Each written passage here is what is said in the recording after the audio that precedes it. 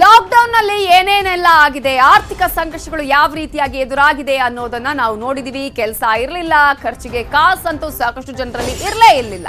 ಆ ಸಂದರ್ಭದಲ್ಲಿ ಈ ಕುಟುಂಬ ಮಾಡಿದ್ದೇನು ಗೊತ್ತಾ? ಗಂಡ ಹೆಂಡತಿ ಮಗ ಮಾಡಿದ್ದು ದೇಶದ್ರೋಹದ ಕೆಲಸ.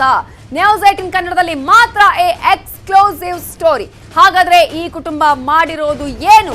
ಲಾಕ್ಡೌನ್ ಸಂದರ್ಭದಲ್ಲಿ ಕೆಲಸ ಇಲ್ಲ, ಖರ್ಚಿಗೆ ಕಾಸಿಲ್ಲ ಅನ್ನುವಂತಹ ಸಂದರ್ಭದಲ್ಲಿ ಮನೆಯಲ್ಲಿ 500, 2,000 ರೂಪಾಯಿಯ ಖೋಟಾ ನೋಟನ್ನ ಮುದ್ರಣ ಮಾಡುತ್ತೆ ಈ ಒಂದು ಕುಟುಂಬ.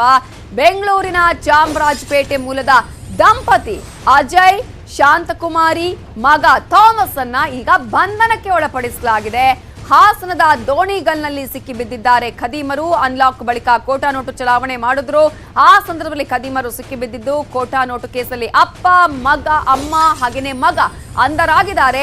ದೋಣಿಗಲ್ನಲ್ಲಿ 500 ರೂಪಾಯಿ ಕೊಟ್ಟು ಸಾಮಗ್ರಿಯನ್ನ ಖರೀದಿ ಮಾಡುವ ಸಂದರ್ಭದಲ್ಲಿ ಅನುಮಾನಗೊಂಡಂತಹ ಅಂಗಡಿ ಮಾಲೀಕ ಈ ನೋಟಿನ ಬಗ್ಗೆ ದೂರನ್ನ ಕೊಡ್ತಾರೆ.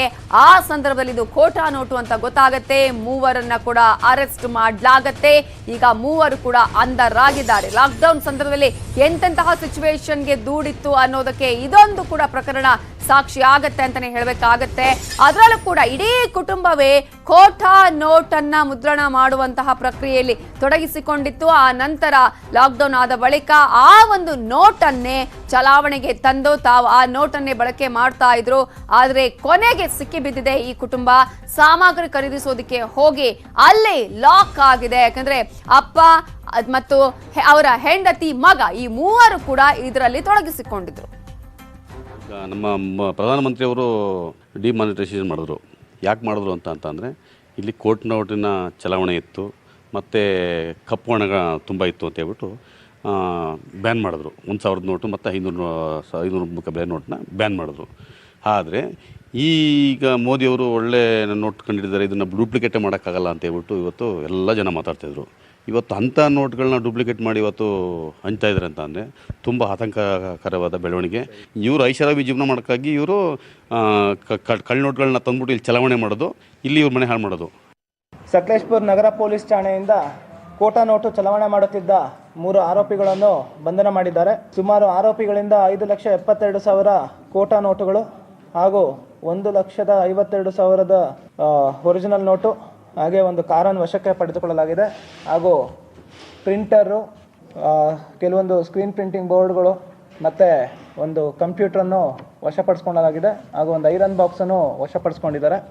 ಈ 3 ಜನ 4ನೇ ತಾರೀಕು ನವೆಂಬರಲ್ಲಿ ಒಂದು ಮಾಹಿತಿ ಮೇರೆಗೆ ನಮ್ಮವರು ಹೋಗಿ ದಾಳಿ ಮಾಡಿದಾಗ ಅಜಯ್, ಶಾಂತಕುಮಾರಿ, ಥಾಮಸ್ ಅನ್ನೋರನ್ನ ಹಿಡಿದಿದ್ದಾರೆ. ಅವ್ರನ್ನ ಅಲ್ಲೇ ಅವ್ರದ್ದು ನಡವಳಿಕೆ ಎಲ್ಲ ಅನುಮಾನಾಸ್ಪದವಾಗಿರೋದ್ರಿಂದ ಸರ್ಚ್ಗೆ ಒಳಪಡಿಸಿದಾಗ ಕಾರಲ್ಲಿ ಸುಮಾರು 77,000 ಖೋಟಾ ನೋಟು ಸಿಗುತ್ತೆ ಹಾಗೂ 90,000 ನೈಜ ನೋಟುಗಳು ಸಿಗುತ್ತೆ. ಇದರ ಬಗ್ಗೆ ಡೀಟೇಲ್ಸ್ ಕೊಡೋದಕ್ಕೆ ನಮ್ಮ ರಿಪೋರ್ಟರ್ ಅಶೋಕ್ ಈಗ ಫೋನ್ ಸಂಪರ್ಕದಲ್ಲಿದ್ದಾರೆ. ಅಶೋಕ್, ಲಾಕ್ಡೌನ್ ನ ಆರ್ಥಿಕ ಸಂಕಷ್ಟ ಏನೆಲ್ಲ ಮಾಡಿಸುತ್ತೆ ಅನ್ನೋದಕ್ಕೆ ಈ ಒಂದು ಘಟನೆಯೇ ಸಾಕ್ಷಿ ಆಗದೆ ಅಂತ ಹೇಳಬಹುದು. ಈ ಕುಟುಂಬದ ಹಿನ್ನೆಲೆ ಏನು, ಯಾವ ರೀತಿಯಾಗಿ ಈಗ ಈ ಒಂದು ಕುಟುಂಬ ಪೊಲೀಸರ ಬಲೆಗೆ ಬಿದ್ದಿದೆ? ನವಿತಾ, ಏನಂದ್ರೆ ಕರೋನಾ ಕಡಿಮೆ ಆಗ್ಲಿ ಅನ್ನುವಂತಹದ್ದು ಹಿನ್ನೆಲೆಯಲ್ಲಿ ಪ್ರಧಾನಿ ಮೋದಿ ಅವರು ಲಾಕ್ಡೌನ್ ನ ಅನೌನ್ಸ್ ಮಾಡ್ತಾರೆ. ಆ ಲಾಕ್ಡೌನ್ ಸಂದರ್ಭದಲ್ಲಿ ಈ ಇಡೀ ಕುಟುಂಬ ಖೋಟಾ ನೋಟು ಮುದ್ರಿಸೋದಕ್ಕೆ ಏನು ಮುಂದಾಗಿರುವಂತದ್ದು. ಯಾಕಂದ್ರೆ ಈ ಬೆಂಗಳೂರಿನ ಚಾಮರಾಜಪೇಟೆಯ ಅಜಯ್ ಮತ್ತು ಶಾಂತಕುಮಾರಿ ಮತ್ತು ಅವರ ಮಗ ಥಾಮಸ್ ಎಂಬುವರು ಏನು ಈ ಇಡೀ ಕುಟುಂಬ ಇತ್ತು. ಈ ಅಜಯ್ ಎಂಬವ್ರು ಏನಿರ್ತಾರೆ, ಅವರು ಪ್ರಿಂಟಿಂಗ್ ಪ್ರೆಸ್ ನಲ್ಲಿ ಕೆಲಸವನ್ನ ಮಾಡ್ತಿರ್ತಾರೆ.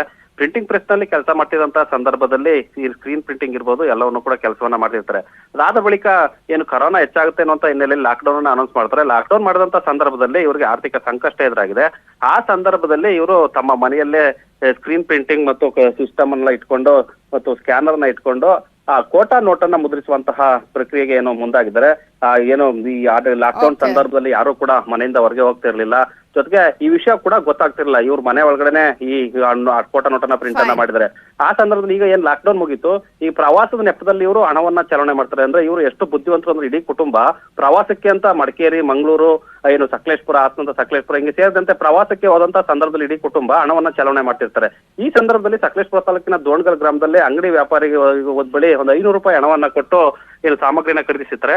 ಖರೀದಿದಂತ ಸಂದರ್ಭದಲ್ಲಿ ಅಂಗಡಿ ಮಾಲೀಕ ಒಂದು ಸೂಕ್ಷ್ಮತೆಯಿಂದ ಈ ಕೋಟ ನೋಟು ಅನ್ನುವಂಥದ್ದು ಗೊತ್ತಾಗಿದೆ. ಆಗ ಈತ ಪೊಲೀಸರಿಗೆ ಹೇಳ್ತಾರೆ. ಪೊಲೀಸರಿಗೆ ಹೇಳಿದಂತ ಸಂದರ್ಭದಲ್ಲಿ ಇವರನ್ನ ವಶಕ್ಕೆ ಪಡೆದು ತನಿಖೆಯನ್ನು ಮಾಡಿದರೆ ಈ ಬಂಧಿತರಿಂದ 5,72,000 ಕೋಟಾ ನೋಟು ಜೊತೆಗೆ 1,52,000 ಅಸಲಿ ನೋಟನ್ನ ವಶಪಡಿಸಿಕೊಂಡಿದ್ದಾರೆ. ಜೊತೆಗೆ ಮನೆಯಲ್ಲಿ ಇಟ್ಟಿದ್ದಂತಹ ಸಾಮಗ್ರಿಗಳು ಆದಂತಹ ಕಂಪ್ಯೂಟರ್, CPU ಇರ್ಬೋದು, ಸ್ಕ್ಯಾನರ್ ಇರ್ಬೋದು, ಅದನ್ನು ಕೂಡ ವಶಪಡಿಸಿಕೊಂಡು ಈಗ ಪೊಲೀಸರು ಇವರನ್ನ ಜೈಲಿಗೆ ಕಟ್ಟಿದ್ದಾರೆ. Thank you Ashok ಡೀಟೇಲ್ಸ್ಗೆ.